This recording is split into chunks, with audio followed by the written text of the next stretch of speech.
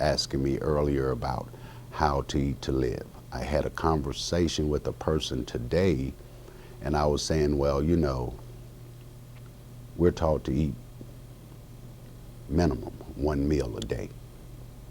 And I can remember when I first came in the Nation of Islam, some 40 years ago, I started out eating 1 meal a day. I went to 1 meal every 3 days. I went to 1 meal every 7 days. And I stretched out at times 1 meal every 21 days. That is a huge discipline. That is something pretty much inconceivable for most of our people today. Oh, you're gonna die.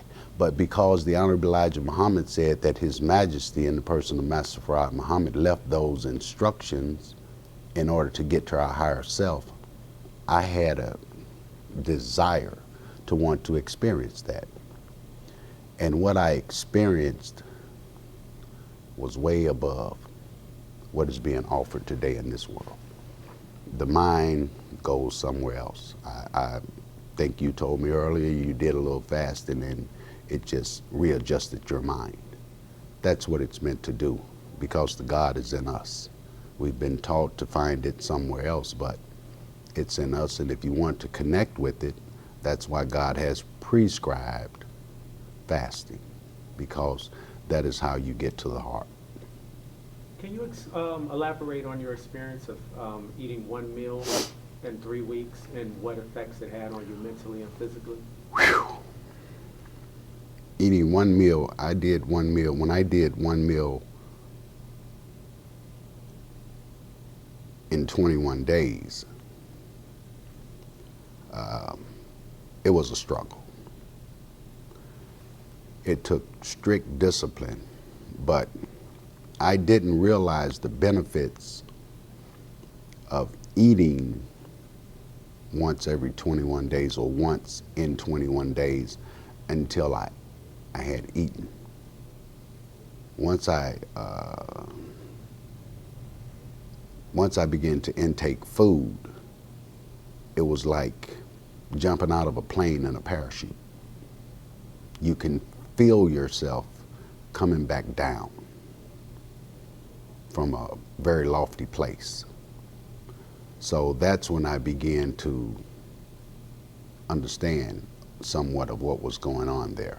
I was young, I didn't really know what was going on. I just believed in the teachings of the Honorable Elijah Muhammad.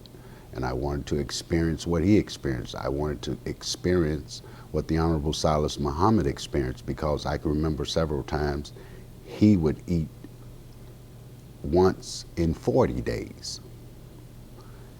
And when he would come and speak to us after that experience, this was a human being that you could feel his mind was somewhere that society just wasn't experiencing.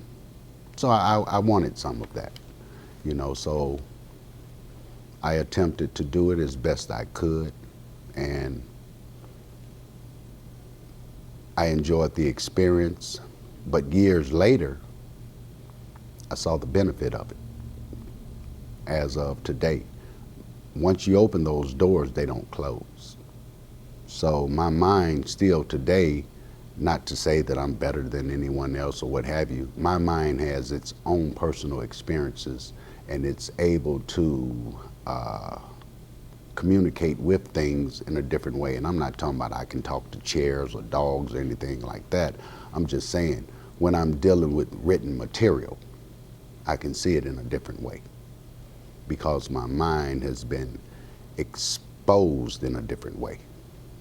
When I read something, as I asked you, look at that picture behind me, you don't see anything. That wasn't an insult.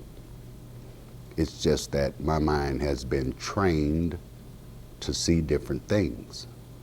And fasting had a lot to do with it. Knowledge had something to do with it too.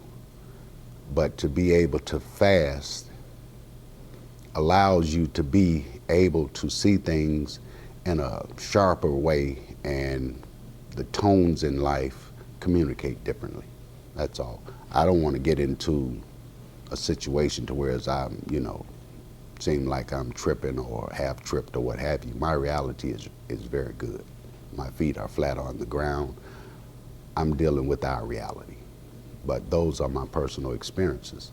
And that is the reason why His Majesty in the person of Master Farad Muhammad brought that to us in order to raise us up out of our lower selves. Because it is food that takes you into your lower self. It begins to kill, or not kill, you can't kill, but it begins to distract you from your higher self, your spirit. Therefore, you become more physical and you begin to do more physical things. When you eat, it cuts the oxygen from your brain, which causes you to be sleepy. It raises up your sexual desires. If you're eating once every 2 weeks, 3 weeks, you subdue your sexual desires. So eating 3 meals a day, it can cause you to be sexually conscious 24 hours a day. I mean, it's just that simple. And unless you have experienced some of what I'm talking about, or all of it, or more of it, you know, you may not understand what I'm saying. But I'm just here telling you my experience. I'm not trying to persuade anyone to do as I have done or believe what I'm saying. That's not my case. What I have is mine. And if you want it, you have your own journey. But I'm just saying that is the power in the teachings of Don Elijah Muhammad.